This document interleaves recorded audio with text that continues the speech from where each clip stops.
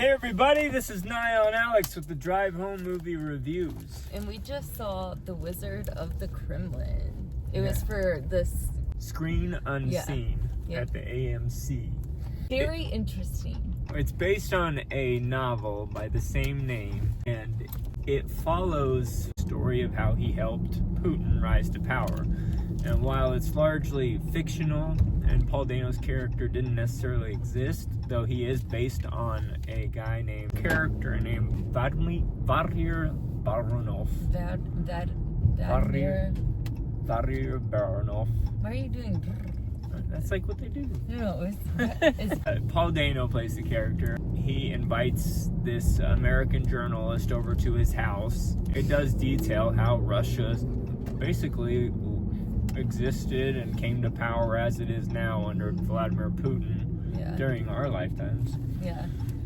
And it sounds a lot like Trump on how he came to power. I'm surprised they didn't mention Trump a single time. Yeah. I think the events of this movie kind of ended right around the time Trump would have come. It was the Obama administration. Well, because at the end, we got to see the Sochi Olympics in 2014. Oh, I thought it was 2013. And then, did his whole escalator thing in 2015 and announced his presidency. But man, I gotta say, Paul Dano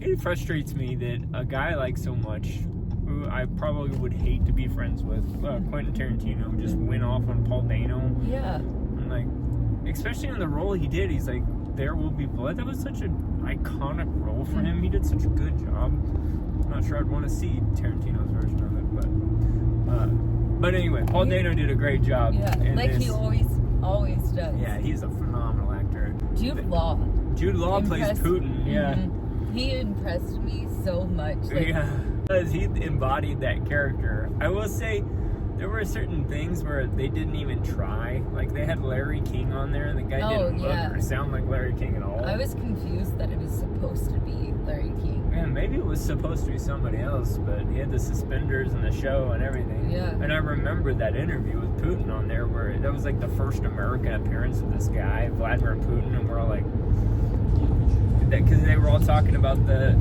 people trapped in the submarine, and he was like, they're dead.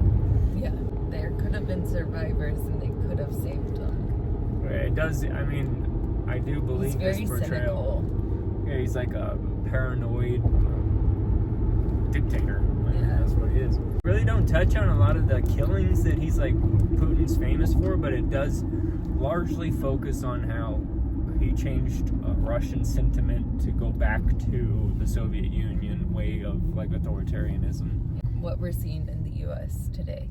And how like Paul Dano's character, who's probably a cast of real life people, but primarily that one, and how he helped him to even though he knew it was morally wrong, couldn't stop. Yeah. He basically created this monster that is Putin and the Russia we know today, and then becomes a victim of it himself. Yeah. They equate it to like being in a prison. Russia's like grown up in a prison, and now he's living in his own prison. Yeah. Not living. Yeah. Because, spoilers, he gets on the no-fly list, so he can't go anywhere. Like, him and his wife have all this money, and now they just have to stay in Russia. Yeah, and that's a big thing it really emphasizes, is like how in American culture, westernized culture, it's like money, and there it's power. Yeah. When the oligarchs came in power, that's when it became authoritarian again. Yeah. And that's why we're seeing it here in the United States. They even had like the Unity Party. Remember, we used to go the Unity Party, and Elon Musk tried to do that here. Jesus. I looked it up. The guy from Branson, we live right next to Branson, and there's like this famous comedian, Yakov Smirnoff. Oh yeah. Wait, it's his last name? That's not his real name, but as an actor, yeah. But he'd always be like, just these stupid jokes. He'd be like, in America, you drive fancy car, and in Russia, you get killed. But you get bear attack. He always had jokes about bears. I remember that. This movie got on Rotten Tomatoes, it got a 48%. I can see why someone would give it that score. I can too.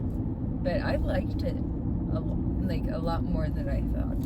Yeah, I'm really impressed you liked it. Why did you think I wouldn't like it? Just because it's like slow. It's definitely not like a high-paced movie, but it definitely is events that we've lived through, and it's fascinating to see the Russian side of it from that perspective. Apparently, Putin is really pissed about not only the novel, but now this movie. Wouldn't be surprised if threats were made against Jude Law. And yeah, I can't get over Jude Law's like facial expressions.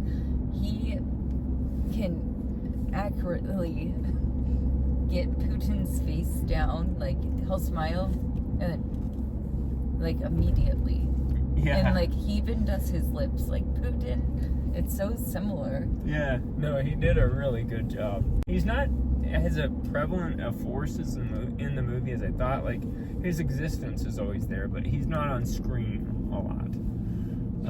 Paul Dano's character is definitely the central figure. Yeah. Because he's the wizard of the Kremlin. Yeah. It was weird to see. He has this girl that he falls in love with, and they're all for liberation. They're in like their 20s, I believe. Yeah, in the 1990s. Yeah. And then him and his wife go off, do their things, and both end up in this party of oligarchs and become the exact opposite of what they were wanting as youth. They sacrificed their souls. Yeah. That's what they kind of said at the end. Yeah. I mean, there was this time in the 1990s when it seemed like Russia was going to become westernized, and then Putin just came in and was that was Putin saying fuck no. Yeah. He kept making parallels between our current government and Putin's regime. The rise to presidency and how he's staying in presidency. It does make you think, like, imagine Putin in a room with Trump and how that conversation would go. Yeah. It would so be like, Trump's just talking, and Putin's just like, yeah, I need you to do something. I will give you lots of money. I didn't even know Crimea. I kind of remembered the news coming out around that time, but like I know about the war with Ukraine, you know? Yeah. It was just cool to see like kind of how those dominoes fell and what led to the war. And there were so many that they didn't touch on. I mean, yeah. Putin's whole presidency has just been him trying to recapture all of these countries that broke up after the Soviet Union, including Ukraine. I really like this movie. I am a huge sucker for like history movies, and then to have one about Russia in this time period was really fascinating to me. It felt almost like a documentary about this one guy. It did feel like it was under budget a little bit. Yeah. Like, they had that cast, but they didn't have, like, I don't know, everything else that makes a movie feel like a Hollywood film. Yeah, very realistic. Even those title cards where they switch things, I think they did that on purpose, but it felt like when you switched the title, it said the Orange Revolution. Yeah. It was like, felt like you were watching a VHS tape. Yeah. I think it was a portrayal of the film progressed as technology progressed. And for a 2.5 hour movie, I thought it went pretty quick. Yeah, I think so too. Yeah. I liked it because I learned a lot. I did too. I just think Russia's just such a secretive country to us that all of that felt very interesting and informative. Yeah. But of course, a lot of it is fictionalized. I don't know how much, but everything I've read about this movie said it always says fictional events. Yeah. Obviously, a lot of it's real because we remember all of that. Yeah. What would you rate it? I give it a 68. I see that. Yeah, it was a good movie. I liked it. For being a slow movie, it was actually great because it's so interesting. I thought it was kind of told in the same style, almost a little bit, as like The Big Short or Wolf on Wall Street. Yeah. Oh, it was like, you had this narrator throughout of it, who was Paul Dano's character, and he was talking to, what's his face? The big head guy from Marvel cartoons. He's also like everything in every movie. What? That guy, you even said you like him. The writer that he invites over to his house. Oh, Jordan Brown? This guy. Okay, no. I don't remember. But yeah, phenomenal movie. I would give it a 79. Wow. Yeah, I really enjoyed it.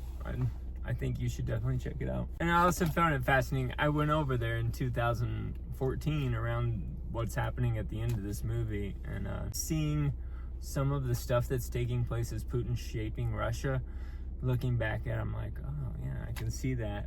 I think people in Russia usually never smile, but like I could see some of the reasons. Like that's like their culture is they just want to be tough.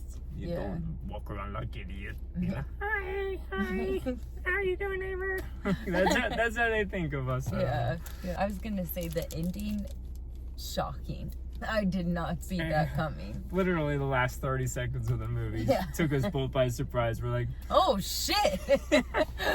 There was something I said. What did I say? I was whispering to you. I was like, and probably soon he'll find out that getting to power was a dangerous thing to do. And then boom, shot on the back of it. And we're both like, whoa. Yeah, it was perfect timing. Well, that's our review. So toodaloo. Love ya. Toodaloo. I can't do Toodaloo. Toodaloo. Oh, hello.